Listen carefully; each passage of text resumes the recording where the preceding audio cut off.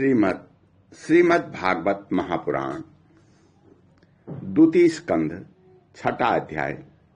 इस अध्याय में आज आप सुनेंगे विराट स्वरूप की विभूतियों का वर्णन। ब्रह्मा जी कहते हैं, उन्हीं विराट पुरुष के मुख से वाणी और उसके अधिष्ठात्री देवता अग्नि उत्पन्न हुए हैं। सातों छंद उनकी 7 धातुओं से निकले हैं।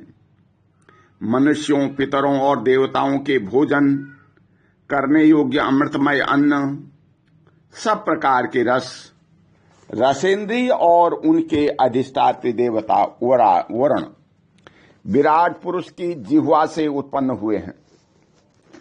उनके नासा छिद्रों से प्राण, अपान, व्यान, उदान और समान, ये पांचों प्राण और वायु तथा घ्राणेन्द्रिय से अश्विनी कुमार समस्त औषधियां एवं साधारण तथा विशेष गंध उत्पन्न हुए हैं। उनके नेत्रेंद्रिय रूप और तेज की तथा नेत्र गोलोक, स्वर्ग और सूर्य की जन्मभूमि है। समस्त दिशाएं और पर्वत करने वाले तीर्थ कानों से तथा आकाश और शब्द श्रोतेंद्रिय से निकले हैं। उनका शरीर संसार की सभी वस्तुओं के सार भाग तथा सौंदर्य का खजाना है। सारे यज्ञ, स्पर्श और वायु उनकी त्वचा से निकले हैं।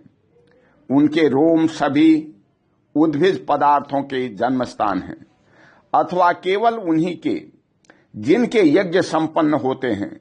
उनके केश, दाढ़ी, मूछ और नखों से मेघ, बिजली, शिला एवं लोहा आदि धातुएं तथा भुजाओं से प्रायः संसार की रक्षा करने वाले लोकपाल प्रकट हुए हैं। उनका चलना फिरना भूर्भुवः स्वः तीनों लोकों का आश्रय है। उनके चरण कमल प्राप्त की रक्षा करते हैं और भयों को भगा देते हैं तथा समस्त कामनाओं की पूर्ति उन्हीं से होती है। विराट पुरुष का लिंग जल, वीर्य, सृष्टि, मेध और प्रजापति का आधार है तथा उनकी जितेंद्रिय मैथुन जनित आनंद का उद्गम है। हे नारद जी, विराट पुरुष की पायु, युंदी, यम, मित्र और मल त्याग का तथा गुदाद्वार, हिंसा, नैऋत्य, मृत्यु और नरक का उत्पत्ति स्थान है। उनकी पीठ से पराजय, अधर्म और अज्ञान, नाड़ियों से नद, नदी और हड्डियों से पर्वतों का निर्माण हुआ है। उनके उदर में मूल प्रकृति, रस नाम की धातु तथा समुद्र, समस्त प्राणी और उनकी मृत्यु समाई हुई है। उनका हृदय ही मन की जन्मभूमि है। हे नारद, हम तुम धर्म, सनकादि, शंकर, विज्ञान और अंतःकरण सब के सब उनके चित्त के आश्रित हैं। कहां तक गिनाएं?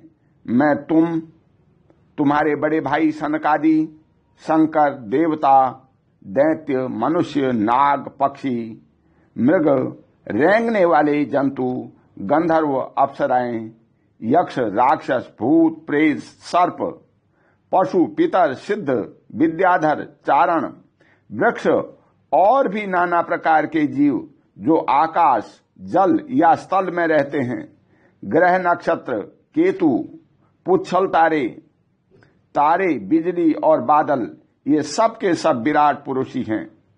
यह संपूर्ण विश्व जो कुछ कभी था, है या होगा, सबको वह घेरे हुए हैं और उसके अंदर यह विश्व उनके केवल 10 अंगुल के परिणाम में ही स्थित है। जैसे सूर्य अपने मंडल को प्रकाशित करते हुए ही बाहर भी प्रकाश फैलाते हैं, वैसे ही पुराण पुरुष परमात्मा भी संपूर्ण विराट विग्रह को प्रकाशित करते हुए ही उनके बाहर भीतर सर्वत्र एक रस प्रकाशित हो रहा है। हे मुनिवर, जो कुछ मनुष्य की क्रिया और संकल्प से बनता है उससे वह परे है और अमृत एवं अभय पद मोक्ष का स्वामी है। यही कारण है कि कोई भी उसकी महिमा का पार नहीं पा सकता। संपूर्ण लोक भगवान के एक पाद मात्र अंश मात्र में हैं तथा उनके अंश मात्र लोकों में समस्त प्राणी निवास करते हैं।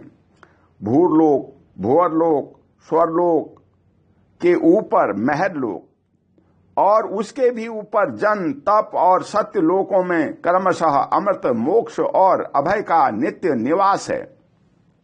जन, तप और सत्य इन तीनों लोकों में ब्रह्मचारी, वानप्रस्थ एवं सन्यासी निवास करते हैं।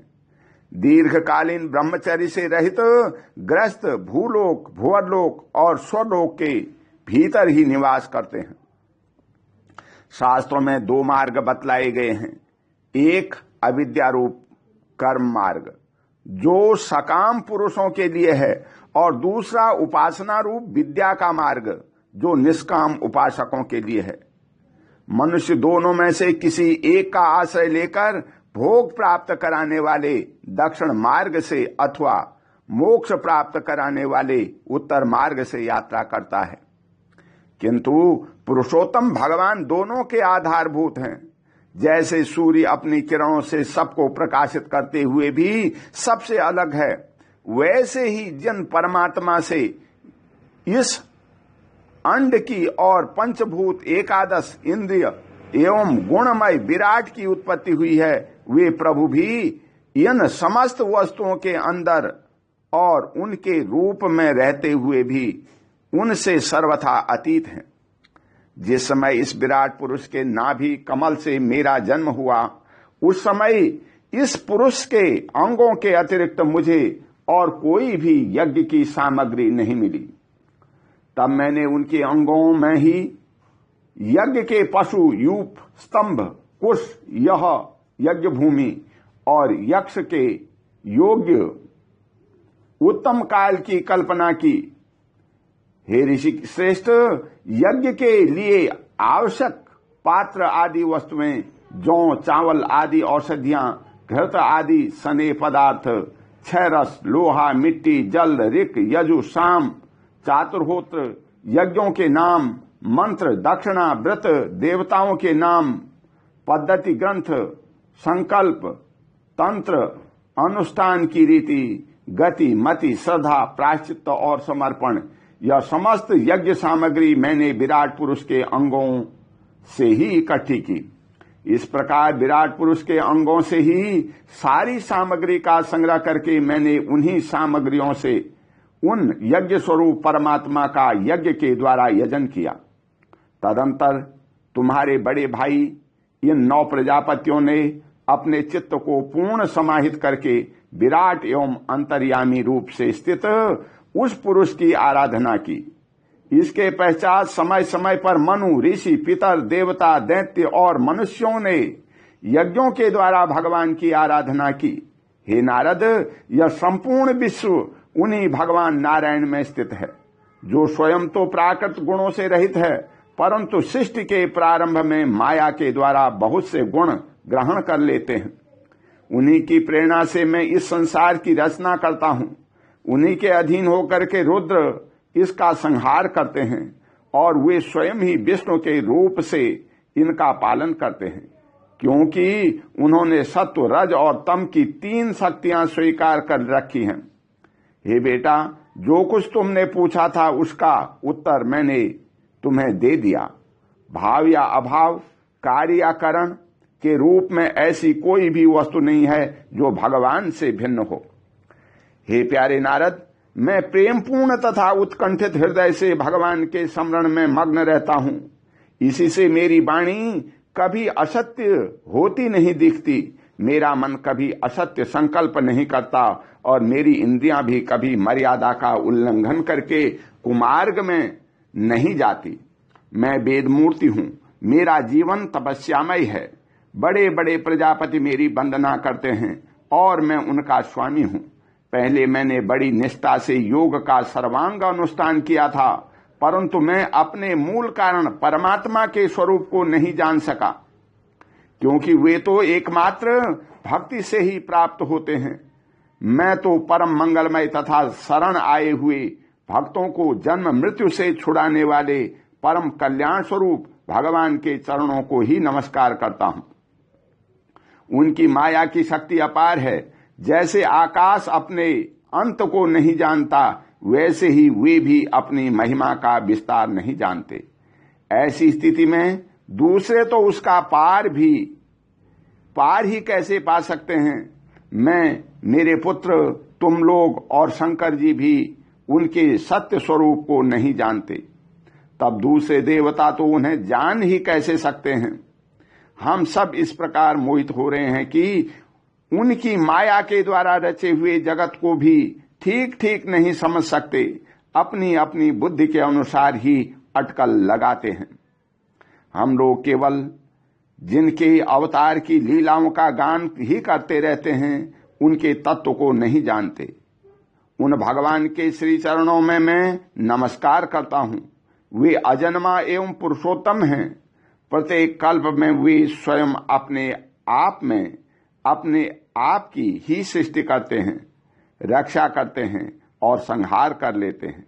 वे माया के लेस से रहित केवल ज्ञान स्वरूप हैं और अंतरात्मा के रूप में एक रस स्थित हैं। वे तीनों काल में सत्य एवं परिपूर्ण हैं, न उनका आदि है न अंत। वे तीनों गुणों से रहित सनातन एवं अद्वितीय हैं।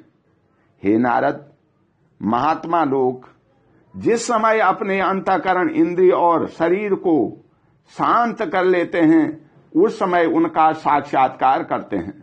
परंतु जब असत पुरुषों के द्वारा कुतर्कों का जाल बिछाकर उनको ढक दिया जाता है, तब उनके दर्शन नहीं हो पाते। परमात्मा का पहला अवतार विराट पुरुष है। उनके सिवा काल, स्वभाव, कार्य, कारण, मन, पंचभूत, अहंकार, तीनों गुण, इंद्रियां, ब्रह्मांड, शरीर, उसका अभिमानी स्थावर और जंगम जीव, सबके सब उन अनंत भगवान के ही रूप हैं।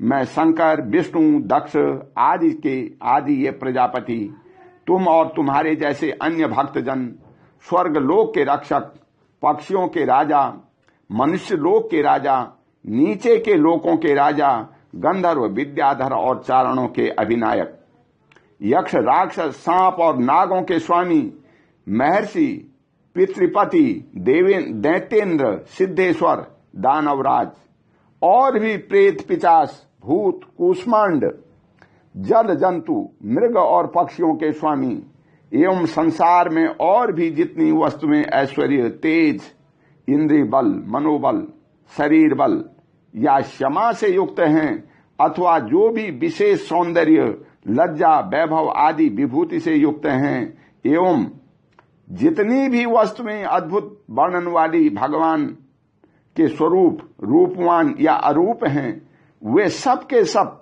परमात्मा तत्वमय भगवत स्वरूप ही हैं।